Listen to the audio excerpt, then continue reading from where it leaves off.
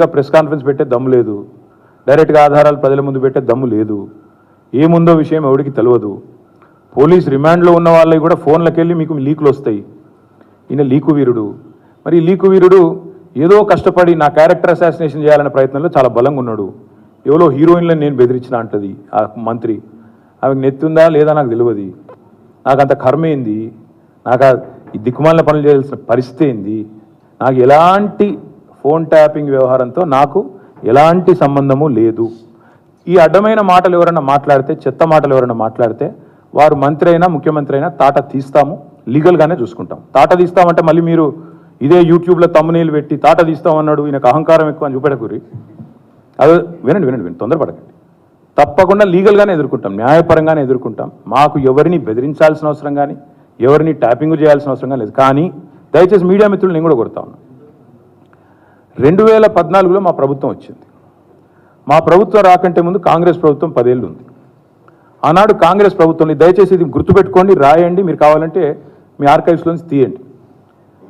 ఆనాడు కిరణ్ కుమార్ రెడ్డి గారు 2011లో ముఖ్యమంత్రిగా ఉన్నప్పుడు మేము ఆరోపణలు చేయాల.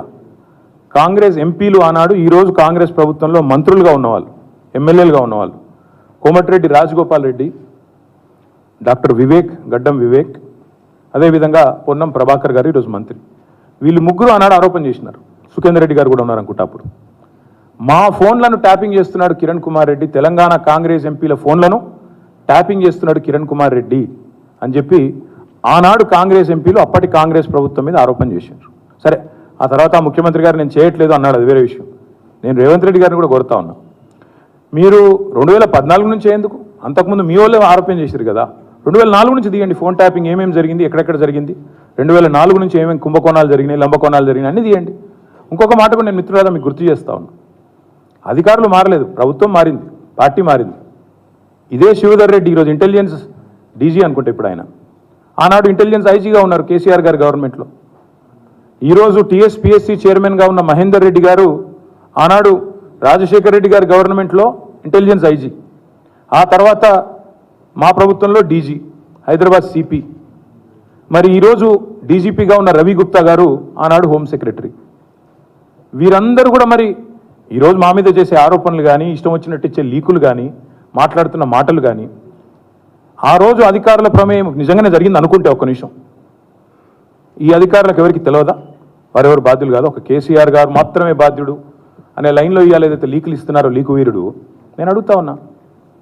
మరి మహేందర్ రెడ్డి గారు, శివధర్ రెడ్డి గారు, రవి గుప్తా గారు, ఇంకా చాలామంది ఉన్నారు, సజ్జనార్ గారు అన్నాడు ఎస్ఐబి చీఫ్, వీళ్ళందరూ ఉన్నారు. మరి అధికారులే మారలేదు కదా.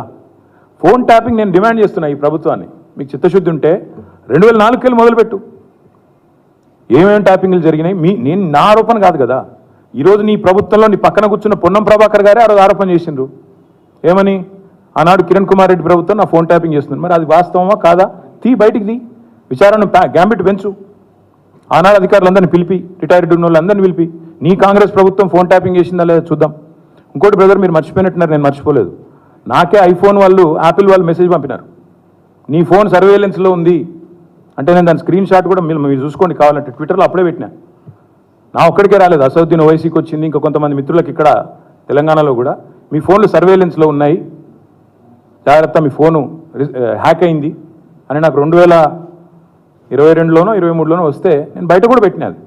కాబట్టి ఎవరు ఫోన్లు ట్యాప్ అయినాయి, ఎవరు చేసిండ్రు, ఇవన్నీ కూడా నాకేం భయం లేదు. మేము చాలా స్పష్టంగా ఉన్నాం, చాలా క్లారిటీతో ఉన్నాం. కాబట్టి దయచేసి నేను మిమ్మల్ని కోరేది ఏంటంటే, ఈ యూట్యూబ్లలో పెట్టి పనికిమాలినలోకి లీకులు ఇచ్చి అధికారికంగా ప్రెస్ కాన్ఫరెన్స్లు పెట్టకుండా రిమాండ్ రిపోర్ట్లు అని చెప్పి లీకులు చేసి ఎన్ని రోజులు బతుకుతారండి, ఎన్ని రోజులు టైంపాస్ చేస్తారు. రైతుల సబ్జెక్టు మాట్లాడరు.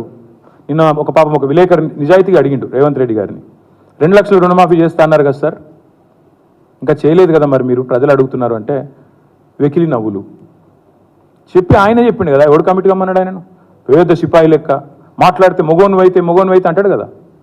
నేను అంటున్నా, రేవంత్ రెడ్డి మొగోను అయితే చెయ్యి రుణమాఫీ, ఎవడాపిండి ఆయన, నేను చెయ్యి రుణమాఫీ, చెయ్యి 2 లక్షలు రుణమాఫీ చెయ్యి, నువ్వే అన్నావు కదా December 9 అని, చెయ్యి. పాయింట్ ఏంటంటే ఈ చిల్లర మాటలు కాదు కదా ప్రజలు చూసేది. అల్టిమేట్గా 4 రోజులు నడిపిస్తారు బై టైంపాస్, అటెన్షన్ డైవర్షన్. ఓ రోజు గొర్రెల స్కామ్ అంటాడు, ఓ రోజు బర్రెల స్కామ్ అంటాడు, ఓ రోజు ఫోన్ ట్యాపింగ్ అంటాడు, ఓ రోజు కాళేశ్వరం స్కామ్ అంటాడు. ఇవేనా ఇక అసలు పని లేదా? మంచిళ్ళు ఇచ్చేది లేదు, సాగునీరు ఇచ్చేది లేదు, పంటలు ఎండితే పట్టించుకునేది లేదు, రైతులకు రుణమాఫీ లేదు, కొత్త ఇన్వెస్ట్మెంట్లు రావు. ఇవేం చెప్పరు. ఇడికెళ్ళి కంపెనీలు పారిపోతుంటే మాట్లాడరు. ఇవేం ఉండవు. ఏముండాలే? మమ్మల్ని అందరినీ రాష్ట్ర ప్రజలను పిచ్చోళ్ళని చేసి వీళ్ళు పోతురట, వాళ్ళు పోతురట, వీళ్ళు జంపట, వాళ్ళు జంపట, వాళ్ళు చెప్పుడు మీరు రాసుడు. బాగుందా?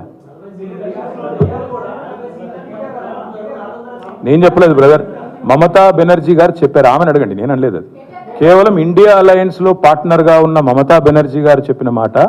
కాంగ్రెస్ పార్టీ 40 సీట్లు దాటదని నేను అనట్లేదు. మమతా బెనర్జీ గారు వారి పార్ట్నర్, ఆమె చెప్పింది నేను చెప్పాను.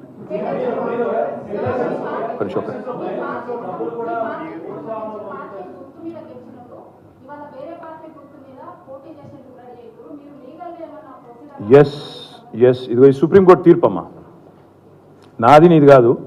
దిస్ ఇస్ సుప్రీంకోర్టు తీర్పు. Speaker should decide on disqualification with in 3 months. Supreme court. So Kadiyam Srihari గారి పదవి ఊస్టింగ్ గ్యారంటీ. దానం నాగే